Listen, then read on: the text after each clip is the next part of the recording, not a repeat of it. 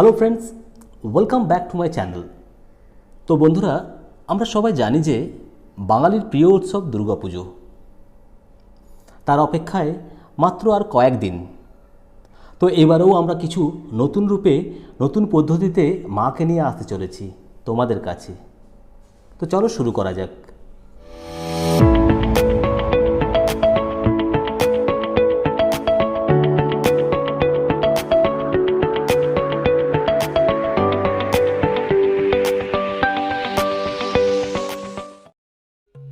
তো বন্ধুরা, আজ আমরা শিখব খুব সহজ পদ্ধতিতে কিভাবে মা দুর্গার ছবি আঁকা যায়।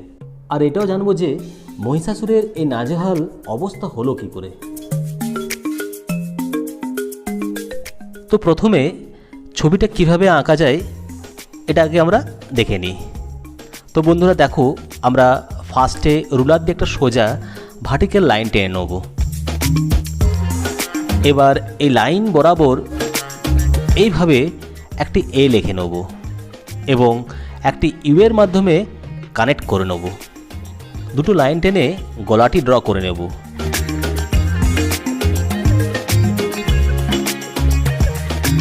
এবার এখানে একটি লম্বা ইউ ড্র করে নেব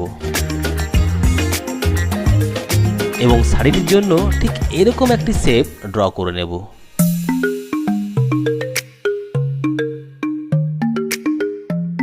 তারপর এইভাবে পা এঁকে নেব ও হাতগুলির জন্য কিছু লাইন ড্র করে নেব।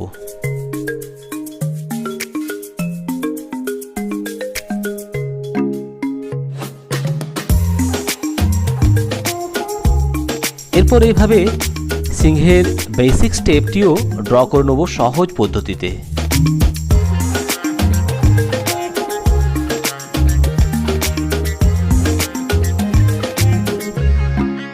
আচ্ছা, যেটা বলছিলাম, তোমরা কি জানো প্রত্যেক বছর মহিষাসুরের এই দুরবস্থা কেন হয়? সে এক বিরাট ঘটনা। তো শোনো বলি তাহলে, তোমরা মন দিয়ে গল্পটি শোনো এবং ছবিটিও আঁকবে। ঘটনাটি হলো দেবতাদের এক দুর্যোগ কালের সময়। দেবরাজ ইন্দ্রের সভাতে সবাই খুব চিন্তিত ছিল একদিন দুষ্টু মহিষাসুরের কারণে। মহিষাসুর তার হাজার হাজার অসুর সেনা নিয়ে স্বর্গ মর্ত পাতাল লণ্ডভণ্ড করে দিচ্ছিল। সে এক বিশাল ঘটনা। সকল দেবতারাই খুব হতাশ। তোমরা ভাবতে পারবে না যে সেখানে কি অবস্থা ছিল। তারপর দেবরাজ সিদ্ধান্ত নিল তিনি মহিষাসুরের সাথে যুদ্ধ করবেন, কিন্তু সেটা নিছকে বোকার মতো সিদ্ধান্ত হয়ে গেল। মহিষাসুর তো ব্রহ্মার বরে খুব শক্তিশালী হয়ে গেছে। মহিষাসুরকে দেবতারা বধ করতে পারবে না।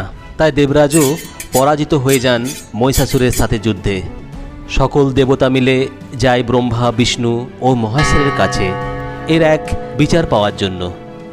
তখন তারা বললেন কোনো এক নারী শক্তি লাগবে মহিষাসুরকে বধের জন্য।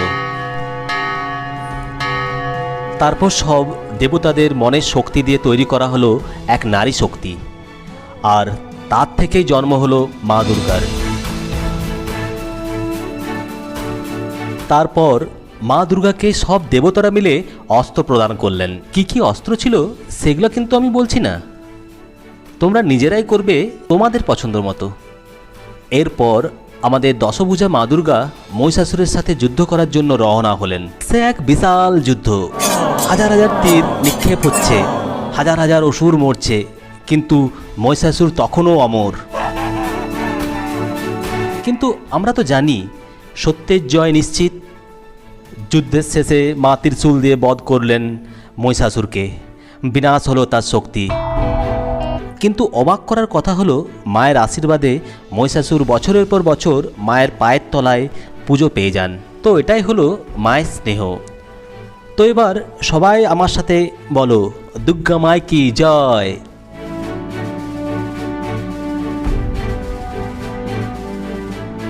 চলো এবার তাহলে আমরা কালার কমপ্লিট করে নিই। কালারটা নিশ্চয়ই তোমরা খুব সহজেই বুঝতে পারবে। আর তোমরা যদি চাও তোমরা তোমাদের নিজের পছন্দেও মাকে সাজাতে পারো।